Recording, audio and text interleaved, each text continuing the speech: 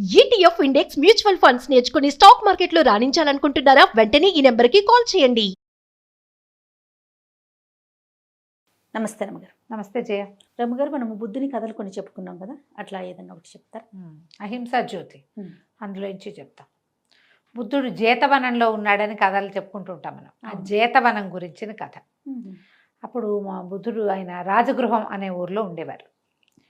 అయితే శ్రావస్తి నగరానికి చెందిన ఒక వ్యాపారస్తుడు అనేపీడుడు అతని పేరు.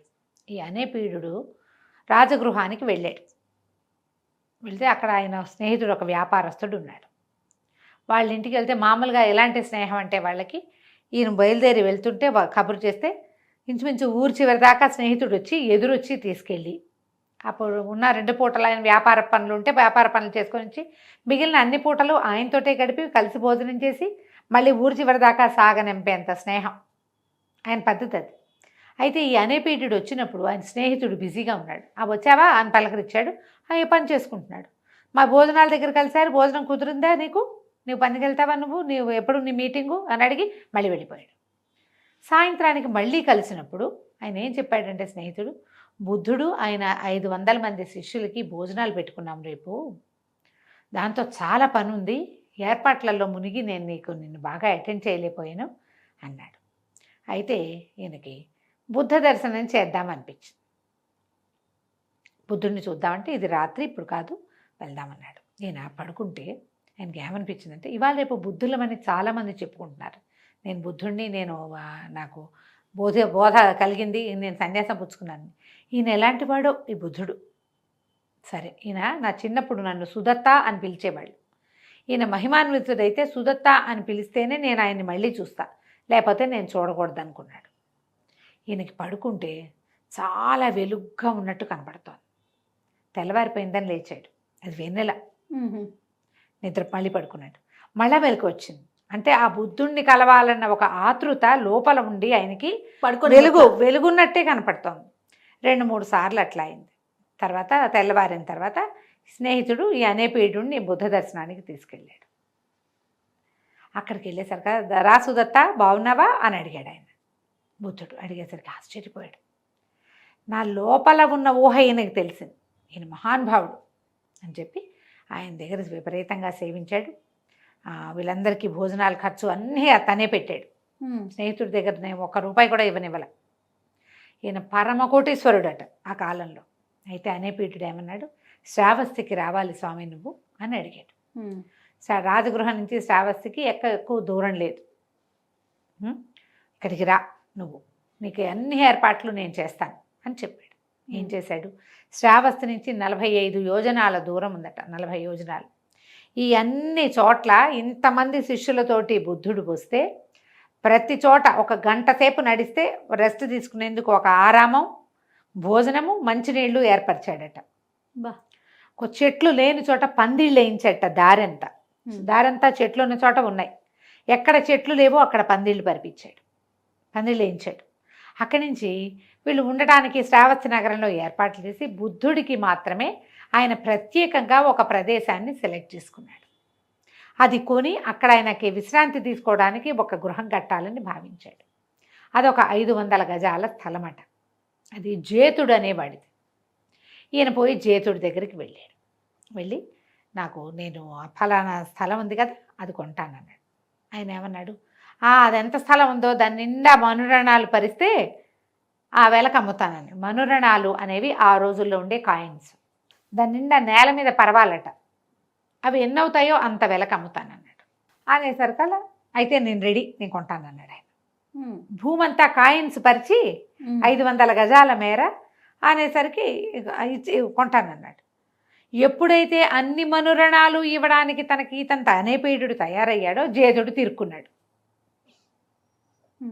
నాకు అసలు అమ్మాయి ఉద్దేశం లేదు, అందుకే నేను అలా చెప్పానంటే ఈయన ఒప్పుకోలే. నువ్వు ఒక పాయింట్ చెప్పావు, నేను దానికి సిద్ధపడ్డప్పుడు నువ్వు అమ్మి తీరవలసిందే నాకు. నేను బుద్ధుడి కోసం ఆ స్థలాన్ని సెలెక్ట్ చేశాను. ఆయన వచ్చే దారి చల్లగా ఉంటుంది, చుట్టూతా చెట్లు ఉన్నాయి, ఆయన్ని కంఫర్టబుల్గా ఉంచడానికి నదీ జలం అందుబాటులో ఉంది, నాకు ఇదే కావాలి, నేను ఇవ్వనన్నాడు. అనగానే అనేపీడుడు కోర్టుకు వెళ్ళేట. ఆ రోజుల్లో న్యాయస్థానానికి వెళ్తే న్యాయస్థానంలో ఈయనకి అనుకూలంగా ఇచ్చారు తీర్పు. నువ్వు నవ్వుతాలకు చెప్పినా నువ్వు చెప్పింది పెద్ద రేటు, అంత రేటుకి అతను సిద్ధపడ్డప్పుడు నువ్వు వెనక్కి తీయకూడదు, తీయడానికి వీల్లేదు. పైగా అతను ఒక సోషల్ కాజు, బుద్ధుడు ఇక్కడికి రావడానికి ఈయన ప్రయత్నం చేస్తున్నాడు కాబట్టి ఒప్పుకు తీరవలసిందే. సరే ఒప్పుకున్నాడు. ఒప్పుకుంటే ఈయన ఏం చేశాడు, ఒక మామిడి, అశోక లాంటి పెద్ద పెద్ద చెట్లు తప్ప అన్ని చెట్లు కొట్టేయించాడు.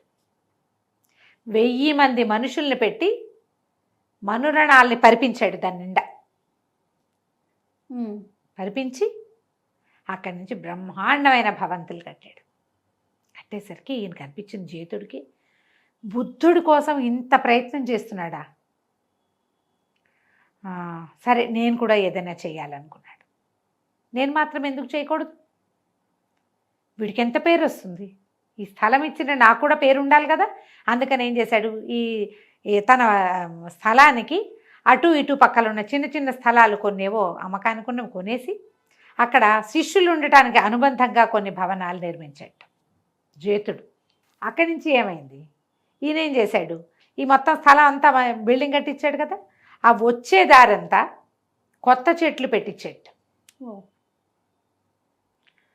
ఈ మనురణాలకి మళ్ళీ భవనం నిర్మించటానికి కొన్ని కోట్ల రూపాయలు ఖర్చు అయినాయి.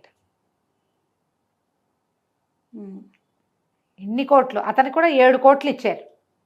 స్థలం ఎంత, 500 గజాలు. బుద్ధుడు ఆ దారిన నడిచొస్తే,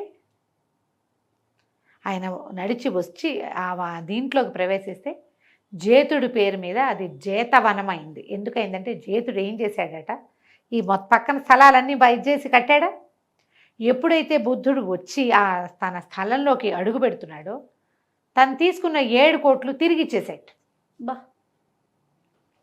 తిరిగి ఇచ్చేసి అది ఈయన తాలూకు దీనికి అంటే ఈ ఆరామానికి ఇచ్చేసాడు డబ్బు. ఇచ్చేస్తే ఇట్లాంటి త్యాగానికి పూనుకున్న అనేపీడుడి కంటే కూడా జేతుడి పేరు మీదే ఆ ప్లేస్కి జేతవనం పేరు వచ్చింది. అది ఒక్క ఆరామంగా కాకుండా చుట్టుపక్కల ఎన్నో భవనాలు, ఎంతమంది వచ్చినా అక్కడ ఉండొచ్చు. ఓకే. శ్రావస్తి నగరానికి దగ్గరట. ఇదిట పూర్తిగా ఊళ్ళోకి వెళ్ళిపోక్కర్లా, నగరానికి మొదట్లో ఉంటుందన్నమాట. అది ఆ తర్వాత ఎంతమంది ఆ ఆరామంలో ఉండేవాళ్ళు, సంవత్సరానికి 4 నెలలు తప్పకుండా జేతవనంలో ఉండేవాడట బుద్ధుడు. తర్వాత అనేపీడు బుద్ధుడి అనుయాయి అయ్యాడు, జేతుడు కూడా అయిపోయాడు. తర్వాత కాలంలో తన ఆస్తి అంతా ఆరామానికి ఇచ్చేశాడట అతను. ఈ అహింసా జ్యోతిలో ఇలాంటి ఎన్ని గాథలు ఉంటాయో. అప్పుడు ఆ కాలంలో బుద్ధుడు ఒక్క స్పీచ్ తోటి తన వశం చేసుకునేవాడు ఆయన మనుషుల్ని. క్రమంగా బుద్ధిజంలో రకరకాలు వచ్చి మనుషులు పెరిగి ఏవేవో అయినాయి. కానీ తొలి కాలపు బుద్ధుడి నాటి స్పీచ్ ఒక స్పీచే అంతే. ఒక్కసారి వింటే చాలు ఆయనకు లొంగిపోయేవారు. ఆయన అట్లా దైవత్వాన్ని ఎట్లా పొందాడు, ఈ బుద్ధత్వాన్ని ఎట్లా పొందాడు అనేది కూడా అహింసా జ్యోతిలో చాలా వివరంగా చెప్తారు. సరే, ఆ కథలన్నీ చెప్పకుండా ఇట్లా మధ్య నుంచి ఒక్కొక్కటి మనం ధర్మపథం కథలు అవి చెప్పుకుంటాం కదా. అందుకని ఇది కూడా అహింసా జ్యోతి నుంచి కొన్ని కథలు చెప్పాలని అనిపించింది. చాలా చాలా బాగుంది రమ్మ గారు. నమస్తే. నమస్తే.